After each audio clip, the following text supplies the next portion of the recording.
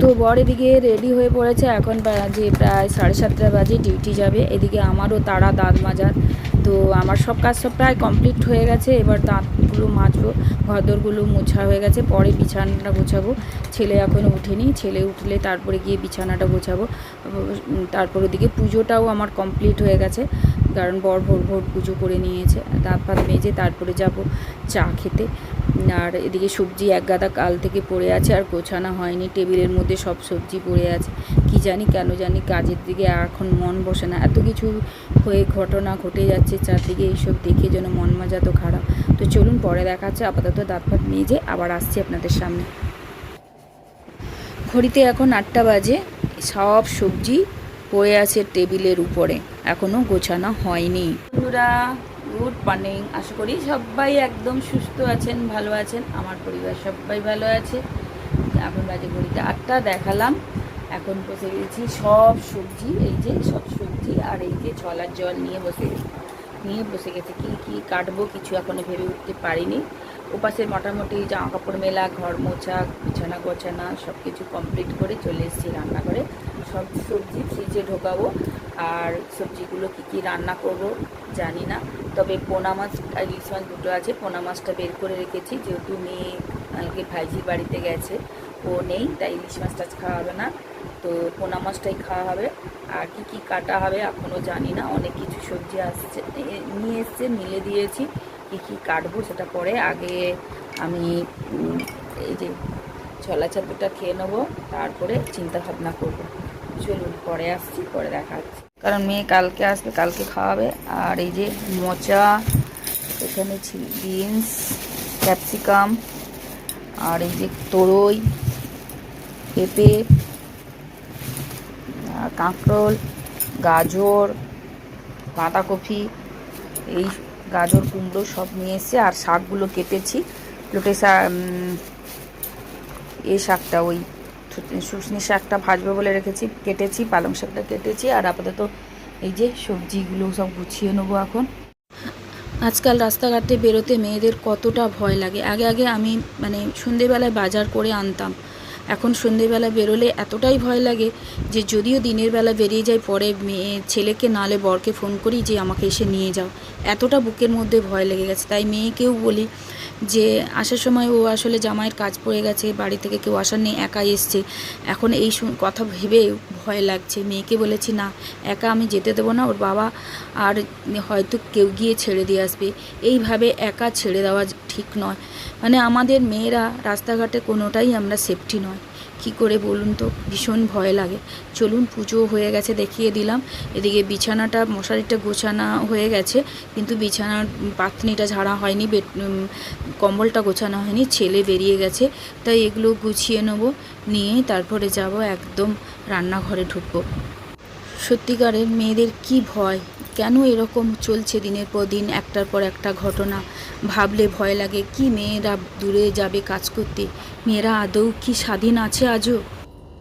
ছেলের ঘরে মশারিটা তুলেছিলাম, বিছানাটা গুছানি, তাই বিছানা গুছিয়ে এসে চা খাওয়া হয়নি, তাই চলে এলাম 1 কাপ চা বানাতে। আর এদিকে টেবিলটা পরিষ্কার করব, রান্না কমপ্লিট হয়ে গেছে। কি কি রান্না করেছি একবার দেখিয়ে নেব, চলুন।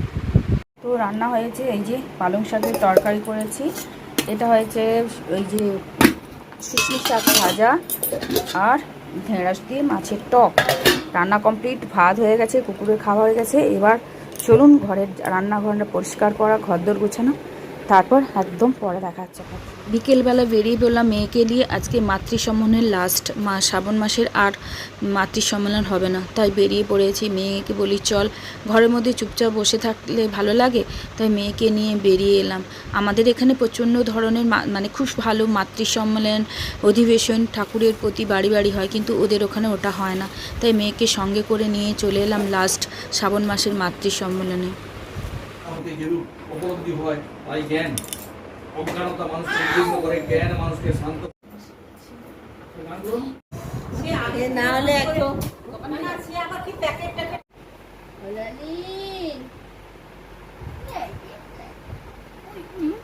আদরে দাদার বাঁদর, বাঁদর বাঁদর, আদরে বাঁদর। আলু নেই ঘরে একটা। অতদিন করে কুকুরগুলো মেয়েকে দেখানি তো, দেখে মেয়ের কাছে কীরকম আদর নিচ্ছে। আর এদিকে রুটি আর পরোটা হয়েছে, খেতে বসে গেছি। ওদিকে সব শাক ফাক পড়ে আছে, তুলবো পরে। তো এই রুটি, আলু ভাজা, ঢ্যাঁড়স ভাজা, এটাই হচ্ছে আজকে রাত্রিবেলা খাওয়া দাওয়া। চলুন পরে দেখাচ্ছে আবার। তো রাত্রে আমাদের পরোটা আর আলু ভাজা হয়েছিল। এই খেয়ে দিয়ে এসে বসলাম। এখন বাজে 10টা বাজে। ছেলের মশারি টাঙিয়ে দিয়েছে, আমাদের মশারি টাঙাবো। আর মেয়ে তো এসেছিলো, মেয়ে আজকে ভাইঝির বাড়িতে গেছে। এইখানেও ঘরেও তো এরকম কোথাও জামাই এলে বেরোয়, না হলে তো ঘরের ভেতরেই থাকে, বেশি একটা বেরোয় না। শাশুড়ি মার সঙ্গে বেরোয়। আর আমার এখানে এসে বসে থাকে। দিদির ওখানে গেছে, ভাইঝির ওখানে। তা কালকে যদি পরশুদিন আবার দিদির বাড়ি যাওয়ার কথা আছে, কি হয়। এসেছিলো, বেশ ঘরে চলে গেছে, মনটাও খারাপ লাগছে। তো সে কি আর বেরোবে না, সে তো বেরোতেই হবে। যে আমার জন্য ঘরের কাছে পাশে থাকুক এরকম মনে হয়। যতটা দূরে দিয়েছি তো এই জন্যেই এই মনে হয়। ঘরের কাছে হলে এই কষ্টটা হয়তো কম হতো, কাছাকাছি গিয়ে দৌড়ে গিয়ে দেখে আসতাম। যত দিন গড়িয়ে আছে তত যাওয়ার সময় হয়ে যাচ্ছে, তত মনটাও খুব খারাপ লাগছে। তো তারপরে যা দিন প্রতিনিয়ত যা দিন, মানে প্রত্যেক দিন যে খারাপ খারাপ জিনিসগুলো আরও কানে আসছে, তত যেন মন মেজাজ ভালো নেই। আমার ছেলের জন্মদিনের দিন, আমার জন্মদিনের দিন বিকেলবেলায় শুনলাম আমার জেঠুর ছেলে, মানে আমাদের ছোটদা, হঠাৎ বোম্বেতে ছিল, কাজ করতেন। হঠাৎ শুনলাম সুগার ফল হয়ে মারা গেল। হঠাৎ কারোর সঙ্গে দেখা হয়নি, সে একটা ঘটনা। তারপরে এইরকম একটা কাণ্ড চলছে, এই যে মার্ডার হলো মেয়েটাকে নিয়ে। এসব দিনের পর দিন শুনে সত্যিই আমাদের প্রতিনিয়ত আমরা ভয় পাচ্ছি। সত্যি আমরা মেয়েরা কোথাও বেরোনো, যাওয়া, কোথাও করা, আমরা কোথাও সেফটি কিনা।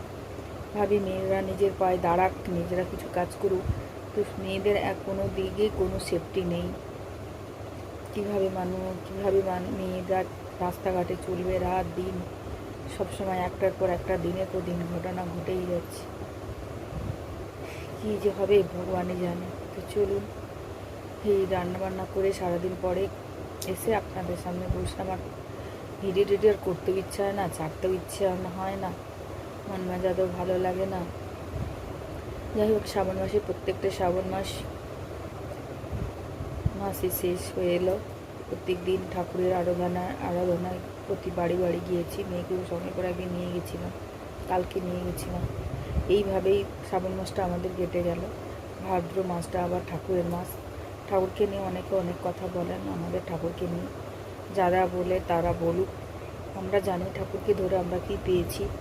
আগে যতদিন বাঁচবো যেন ঠাকুরকে ধরেই চলতে পারি।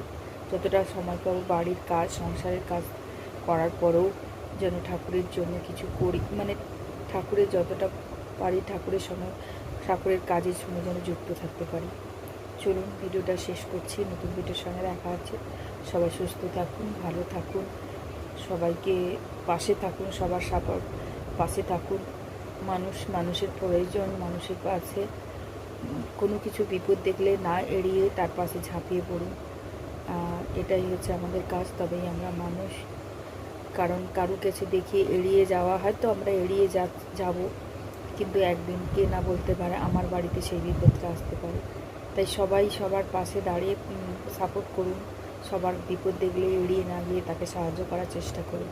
এই বলে এখানে ভিডিওটা শেষ করছিস। গুড নাইট সবাইকে।